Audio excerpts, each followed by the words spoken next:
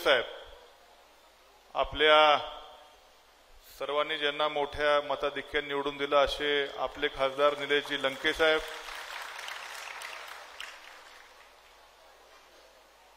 प्रदेशाध्यक्ष आमचे युवकचे नुकतेच आता आपल्याला मार्गदर्शन करून गेले महबूब भाई, विद्यार्थीचे प्रदेशाध्यक्ष सुनीलजी गव्हाणे, सामाजिक न्याय विभागाचे प्रदेशाध्यक्ष पंडितजी कांबळे, राष्ट्रवादी काँग्रेसचे प्रवक्ते अंकुशरावजी काकडे, ज्यांनी आता आपल्याला मार्गदर्शन केलं असे नितेशजी कराळे सर, जिल्ह्याचे अध्यक्ष राजेंद्र तात्या फाळके, कार्याध्यक्ष संदीपरावजी वरपे,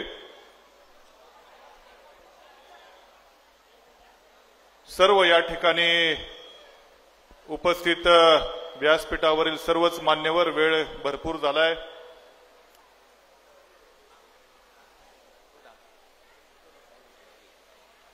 घेतलं ना खासदार अमोलजी कोल्हे साहेब, नाव राहिलं म्हटले पण घेतलं होतं मी, त्यांना कसं काय विसरू शकतो काय।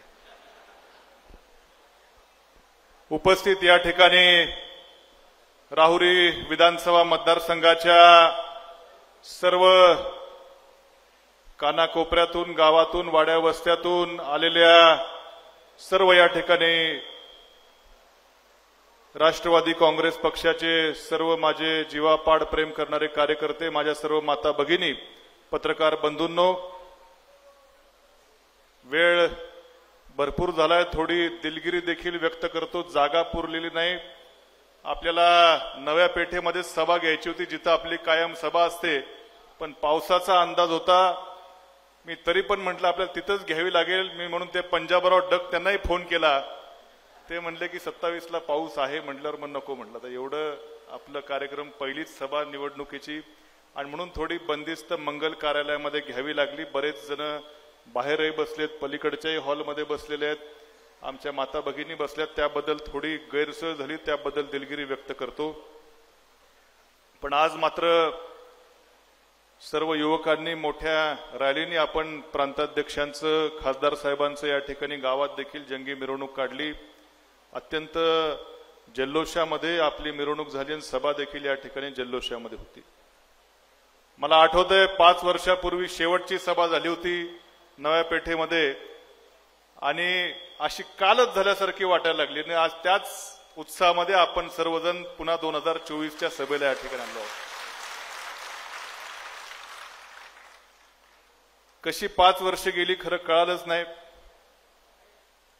आपल्या सर्वांनी मला 2019ला अत्यंत भरभरून प्रेम, तिन्ही राहुरी, नगर, पाथर्डी तिन्ही तालुक्यांनी अत्यंत भरभरून प्रेम करून मला आपला आमदार म्हणून विधानसभेमध्ये काम करण्याची संधी दिलेली आहे।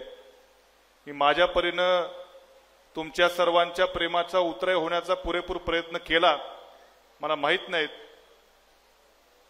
पण मात्र अगदी 5 वर्ष दिवस रात्र अहोरात्र हे 5 वर्ष आपल्या या मतदारसंघातील प्रत्येक सर्वसामान्य माणसाच्या वेदनेतला,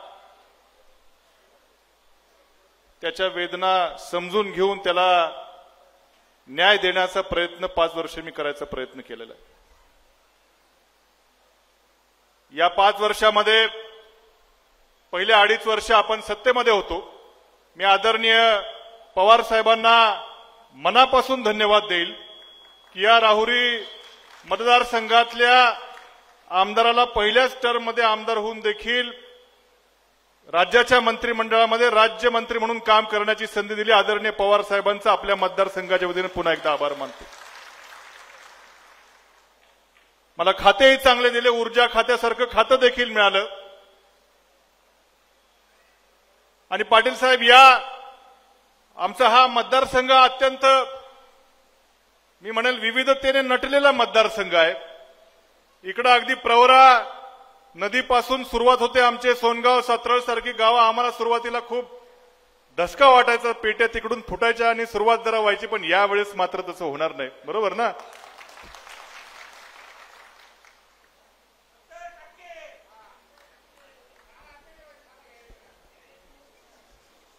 आमच्या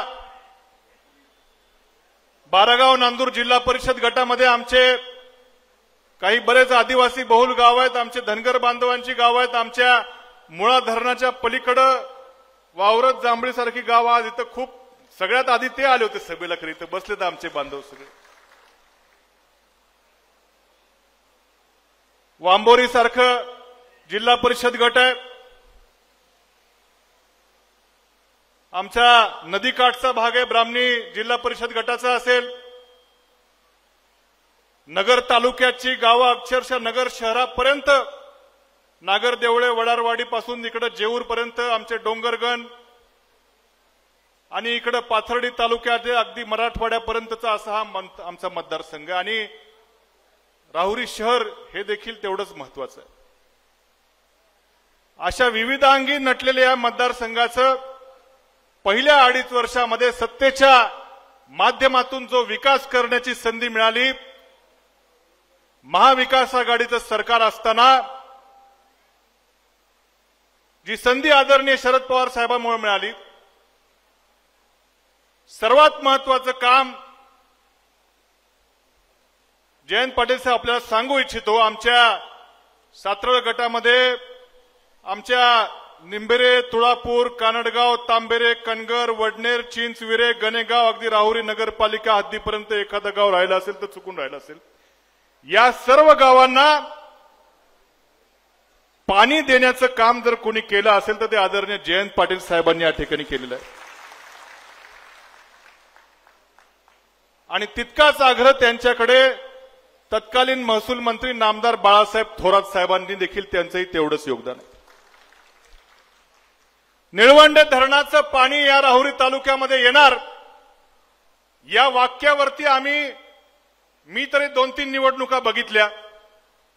त्याच्यामध्ये त्या ठिकाणी निळवंडे धरणाचं पाणी आणतो नाही तर मला जोड्याने हाना, असे काही म्हणणारे वाक्य म्हणणारे काही त्याच्यामध्ये त्या ठिकाणी लोक होते. साहेब मंत्री यायचे, जलसंपदा मंत्री यायचे, निवडणुकीच्या 2 महिन्या अगोदर इरिगेशन खात्याचे मंत्री यायचे. भला ते पोकलेन बिकलेन मशीन जेसीबीनी कामं चालू व्हायचे, पण मंत्री गेले की आठवड्याभरात कामही बंद व्हायचं. पोकलेन गायब, जेसीबी गायब, मजूर गायब, सगळं गायब. ही वस्तुस्थिती आहे का नाही? पण महाविकास आघाडीचं सरकार आल्यानंतर आदरणीय जयंत पाटील साहेबांनी निळवंडे धरणाच्या कालव्याच्या कामाकरता 1250 कोटी रुपये निधी त्या ठिकाणी दिला. 1250 कोटी. त्याच्या आधी मात्र प्रत्येक वर्षी फक्त कुठं 50 कोटी 70 कोटी कॉन्ट्रॅक्टर काम करायचे नाहीत. त्या बोगद्याचं काम, संगमनेरमधून राहुरीमध्ये येणाऱ्या बोगद्याचं काम आम्ही वर्षानुवर्ष बघायचो. अरे बोगदा बघायला चला, बोगदा बघायला चला. निवडणूक आली, अरे काय बोगदा बघायला चला. एक घाव 2 तुकडे केले आणि बोगदा संगमनेरमधनं राहुरीत त्या ठिकाणी पाणी आलेलं आहे. यावेळी ओव्हरफ्लोचं पाणी राहुरी तालुक्यामध्ये निळवंडे धरणाचं आलं तर आमच्या बऱ्याचशा भागामध्ये त्या ठिकाणी जे पाणी तलावामध्ये येऊ शकलं, महाविकास आघाडीच्या सरकारमध्ये आदरणीय जयंत पाटील साहेबांच्या मुळे हे शक्य होऊ शकलेले. याच्यामध्ये याला कोणी ना करू शकत नाही. आमच्या वांबोरी सारख्या, वांबोरी, कात्रड, गुंजाळे असेल, आमच्या पाथर्डी तालुक्यातली दुष्काळी गावं असतील, यांना वरदान ठरणारी वांबोरी चारी, त्याला देखील मदत करण्याचं काम आदरणीय जयंत पाटील साहेबांनी केलेलं आहे. मी इथं छाती टोकून सांगू इच्छितो, वांबोरी चारीच्या ह्याच्यावर देखील खूप राजकारण व्हायचं. आमच्या पाथर्डी तालुक्यातले बांधव लोक जायची, बटणं दाबायची, दुसऱ्या दिवशी पत्रकार बंधूंनो तुमचे पेपरमध्ये फोटो यायचे. वांबोरी चारीची कळ दाबली, कळ दाबायची, पण मात्र पाणी थोडं इथं वांबोरीपर्यंत गेली की चारी बंद पडायची. पुढे कुणाला त्याचा विसर पडायचा. 2019च्या आधी 10 वर्ष वांबोरी चारीचं जे 680 MCFT पाणी, जे हक्काचं पाणी आहे, ते देखील कधी वापरू शकले नाहीत. त्यांच्याही काळामध्ये मुळा धरण ओव्हरफ्लो झालं, पण ओव्हरफ्लो झालेलं पाणी हे वांबोरी चारीमध्ये सोडण्याचं कधी त्यांच्या डोक्यात आलं नाही. त्यांच्या डोक्यामध्ये फक्त याच्यावर केस करू का त्याच्यावर केस करू का याच्यामध्ये त्या ठिकाणी. पण 5 वर्षामध्ये या वांबोरी चारीला प्रत्येक वर्षी जवळपास हक्काचं पाणी देण्याचं काम महाविकास आघाडीच्या सरकारमध्ये झालं. आता मात्र सध्याचे राज्यकर्ते हे सातत्यानं वीज बिल भरा, अमुक भरा, तमुक भरा. तो तिसरा पंप आणखीन चालू करण्यासंदर्भात सातत्याने मी बैठक घेतो. आता तर मात्र काही ज्यांना अजून काही कळत नाही शेंबडी पोरं देखील बटणं दाबायला जायला लागलीत आता काही. आणि म्हणून या 5 वर्षामध्ये निळवंडे धरण असेल, आमची वांबोरी चारी असेल, हे सातत्यानं पाणी देण्याचं काम, आमच्या मुळा धरणाचा डावा कालवा असेल, उजवा कालवा असेल, सातत्यानं परिपूर्ण पाणी देण्याचं काम या 5 वर्षामध्ये आपल्या आशीर्वादाने मी कुठेतरी करू शकलो आहे. आमचं तिसगाव सारखं गाव आहे, अगदी शेवटचं गाव मतदारसंघामध्ये, अगदी मराठवाड्याच्या बाउंड्रीवरचं गाव आहे. पाथर्डी तालुक्यातल्या 39 गावामधलं सगळ्यात मोठी बाजारपेठ असलेलं गाव. पाणी मात्र 8-8, 10-10 दिवस पाणी येत नाही. 10-10 दिवस. 155 कोटीची योजना मी स्वतः अधिकाऱ्यांना बसून टेबलवरती बसून नाही अशीच टाकायची लाईन तशी टाकायची. पांढरीच्या पुलावरनं डायरेक्ट म्हटलं एक्सप्रेस लाईन तिसगावला गेली पाहिजे. म्हटलं मध्ये आधे कुठं लिकेज नाही, काय नाही काय नाही. अधिकारी म्हटले साहेब बसणार नाही. म्हटलं बसणार नाही, बसवावीच लागेल. म्हटलं शेवटी पाणी आहे, नुसत्याच नाही तर पाईपलाईन टाकायला आणि काय होणार नाही, ही बसवावी लागेल. ती बसवली आणि आज लाईन जवळपास पूर्ण झालेली आहे. कित्येक अशी कामं सांगता येतील. आता मी काही विजेच्या बाबतीत जास्त बोलणार नाही. महबूब भाईंनी सांगितलं किती डिपे बसल्या, काय डिपे बसल्या. पण मात्र जयंत पाटील साहेबांना एक आग्रह मात्र मी नक्की धरणार आहे. आपण आमच्या महाविकास आघाडीचं सरकार आल्यावरती आपण आमच्या लाडक्या बहिणींना आणखीन चांगला न्याय तर देणारच आहात. पण आमचे लाडके दाजी या ठिकाणी बसलेले आहेत, त्यांना दिवसा वीज देण्याच्या संदर्भात आपण निश्चितपणे काहीतरी ठोस भूमिका घेतली पाहिजे. म्हणजे आमच्या लाडक्या बहिणींचाही त्याला काय हे नाही. मी बऱ्याचदा विचार असतो बहिणींना काय पाहिजे, दाजी खुश पाहिजे का काय, तर बहिणी आमच्या दाजींचंच बोट दाखवतात. आमच्या तालुक्यामध्ये मतदारसंघामध्ये 2-4 प्रकल्प आम्ही त्यावेळेस घेतले होते. दुर्दैवानं खरं सरकार मध्येच गेलं नाही तर 4ही प्रकल्प आज खरं पूर्ण होऊ शकले असते. एक प्रकल्प वरवंडी बाबुळगावचा झालाय, पण बाकीचे मात्र ह्या सरकारच्या, महायुती सरकारच्या, भाजपच्या सरकारच्या याच्यामुळं अर्धवटच पडलेले आहेत. पण मात्र घाबरण्याचं काय कारण नाही. 1.5-2 महिन्यानंतर आपलं महाविकास आघाडीचं सरकार येणार आहे. आज सकाळी मी ब्राह्मणीला 10व्याला गेलो होतो, नंतर वांबोरीला 10व्याला गेलो होतो. वांबोरीला 10व्याला गेल्यानंतर मी येता येता मला तिथल्या बस स्टॉपवर 2 एसटी बस उभ्या दिसल्या आणि बऱ्याचशा लहान लहान मुली शाळेचा ड्रेस घालून, लहान मुली म्हणजे 7वी-8वीतल्या मुली असतील, मुलं असतील, असा मोठा घोळका तिथं बघायला मिळाला एसटी स्टँडवर. मी सहज आमचे भिटे साहेब, बापना साहेब होते, किसनराव, सगळ्यांना म्हटलं रे बघू आपण काय चाललंय नेमकं जाऊन आत. तर बघितलं बस तर आहे, पण म्हटलं मुलं बाहेर का उभी आहेत, लहान लहान मुलं. तर 2 बस उभ्या होत्या, त्यातली एक बस चालूच होती, म्हणजे इंजिन चालू होतं. मग मी जवळ गेल्यावरती त्या बसवरती असं लाडकी बहीण वगैरे वगैरे असं लिहिलं. म्हणजे आमच्या लाडक्या बहिणींना शिर्डीला काहीतरी कार्यक्रम होता. काही महिलांना सांगितलं तुम्ही जर आज तिथं कार्यक्रमाला आला नाही तर तुम्हाला योजना मिळणार नाही. सगळी सरकारी यंत्रणा, ग्रामसेवक, तलाठी त्या बस भरायला. अरे तुम्हाला योजना द्यायची तर मोकळ्या मनाने द्या ना. सकाळी 6 वाजल्यापासून आमच्या महिला त्या बसच्या तिथं उभ्या. काही बस रिकामा गेल्या. त्या विद्यार्थ्यांना सगळ्या बस नव्हत्या. शेवटी आम्ही तिथे सांगितलं म्हटलं आता ती लाडकी बहीण योजना ठीक आहे, ज्यांना जायचं त्या गेल्यात. आता 10 वाजलेत म्हटलं आता काय जाणार नाहीत म्हटलं.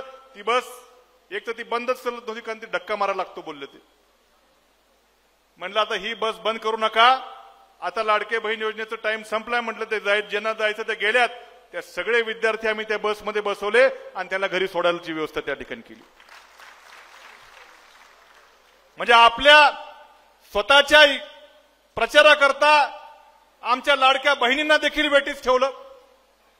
काय गरज आहे तिकडे शिर्डीचा दिवसभर त्या ठिकाणी रोजगार बुडून बिचाऱ्या गोरगरीब महिला. मी एका बसमध्ये जाऊन बघितलं, बिचाऱ्यांना 6 वाजल्यापासून आता 10 वाजेपर्यंत बसले होते, भजे बिजे चारले. मी त्यांना म्हटलं कावा, म्हटलं तिकडं म्हटलं लय गर्दी, तुमचा फक्त तिकडे उपयोग आहे नंतर. असं सगळं चालू आहे. आणि 2-4 दिवसापासनं खरं आम्ही बघतोय की एक अतिउत्साही एक तरुण नेता, स्वतःला जरा जास्त उत्साही समजणारा एक तरुण नेता आधी आमच्याकडेच होता. तो सत्ता गेल्या गेल्या लगेच तिकडे पलटी मारली त्यांनी. त्याला फोटो बिटो काढायची खूप हौस आहे. म्हणजे असे 4 लोक गोळा करतो, मफलरी गळ्यात टाकतो, काहीतरी नादाला लावतो. तो ठीक आहे, पोरगळ बारगळ आहे, पण त्याचं ऐकून मात्र त्याच्यामध्ये त्या ठिकाणी आजकाल त्याच्याबरोबर जायला लागलेत. आणि रोज पेपरला काहीतरी येतं, हिचा प्रवेश तिचा प्रवेश. काय काल एका गावामध्ये प्रवेश, आता मला माहित नाही तर आलेत का नाही लोक, काल एका गावामध्ये असे संध्याकाळी फोटो बघितले. मी तर नाव नाही घेत. आता तो बालिशय जाऊ द्या, त्याला काय कळत नाही, पण त्याच्याबरोबर हे गेले तिकडं, त्याच्यामध्ये त्या ठिकाणी टोपीवाले. आणि 7-8 मुलं होती, अशी तरुण बिचारी लहान वयातली मुलं होती, त्यांची आपले मफलर टाकून काहीतरी प्रवेश घातले होते. नंतर मी सहज आमच्या तिथल्या गावातल्या कार्यकर्त्यांना विचारले, काय म्हटलं प्रवेश झाले? नाही म्हटलं काय नाही. मग ते फोन बिन झाले. त्या सगळ्यांची नंतर अशा मफलर टाकून फोटो माझ्याकडे आले परत. म्हणजे काहीतरी उगा आपलं एवढं, म्हणजे याचा अर्थ इतकी त्यांची पायाखालची वाळू सरकलेली आहे की कुणी काही सांगावं लगेच तिथं पळतंय माणूस. पण आज मात्र या ठिकाणी आम्ही काही निवडक त्या ठिकाणी प्रवेश घेतले. आमचे राहुरी नगरपालिकेला आमच्या विरोधात अत्यंत थोड्या मतांनी प्रदीपराव भुजाडी पडले होते मागच्या वेळेस, पण अत्यंत चांगला त्यांचा स्वभाव. मी मागच्या वेळेस आमच्या विरोधात निवडणूक लढले आणि खूप जवळपास 20च मताचा मला वाटतं काहीतरी फरक राहिला होता. आणि खूप चांगला त्यांचा हसतमुख स्वभाव असल्यामुळे आमचे स्वभाव जुळले आणि त्यांनी इच्छा व्यक्त केली की मला इथं यायचंय. आणि आज त्यांचा देखील त्या ठिकाणी प्रवेश इथं झालेला आहे. आणि हे तर फक्त ट्रेलर आहे, ये तो सिर्फ ट्रेलर है, अभी पिक्चर बाकी है. आम्ही असे काय पिक्चर दाखवू ना की हे सगळे पिक्चर मधनं आउट होणार आहेत बाकीचे. हे तो सिर्फ ट्रेलर आहे. त्यामुळं आज जास्त या ठिकाणी बोलणार नाही. बरेच त्या ठिकाणी साहेबांना लांब अजून जायचंय. पुढची देखील लंके साहेबांची सभा आहे, ते मंत्री इथंच वेळ घेतला की पुढचं त्यांनाही बहुतेक बोलायचंय. आणि म्हणून आपल्या सर्वांचं आपण एवढ्या मोठ्या संख्येनं आज या ठिकाणी माझ्यावरती, आम्हा सर्वांवरती या ठिकाणी प्रेम दाखवलं. या मतदारसंघातल्या कानाकोपऱ्यातून आपण या ठिकाणी आल्या. माझ्या माता भगिनी देखील या ठिकाणी आल्या. आणि ही आता सुरुवात आहे. साधारणपणे 8-10 दिवसामध्ये आचारसंहिता लागेल असे चिन्ह आहेत. अजून बरेच खरं इतके कामाचे उद्घाटनही बाकी आहेत. त्यामुळे आता इथून गेल्यावरती आपण सर्वांनी आता कामाला लागायचंय. 2019 मध्ये जितकं प्रेम आपण केलं, मला खात्री आहे त्याच्यापेक्षा जास्त प्रेम आपण माझ्यावरती कराल याची मला पुरेपूर खात्री आहे. आणि म्हणून एकदा 8-10 दिवसात आचारसंहिता लागेल. लंके साहेबांच्या वेळेस देखील आपण सर्वांनी खूप त्या ठिकाणी मेहनत घेतली. आपलं चिन्ह नवीन होतं, चिन्ह पोचवला, थोडंसं अडचण झाली. आताही माझी आपल्या सर्वांना विनंती की घराघरामध्ये तुतारी वाजवणारा माणूस हे चिन्ह आपण त्या ठिकाणी पोच कराल. पुढचा 1.5 महिना आपण पक्षासाठी त्या ठिकाणी द्याल अशी विनंती करतो. पुढचे 5 वर्ष दिवस रात्र तुमच्याकरता त्या ठिकाणी उपलब्ध राहील एवढंच या निमित्तानं सांगतो. थांबतो. धन्यवाद. रामकृष्ण हरी. एबीपी माझा, उघडा डोळे बघा नीट.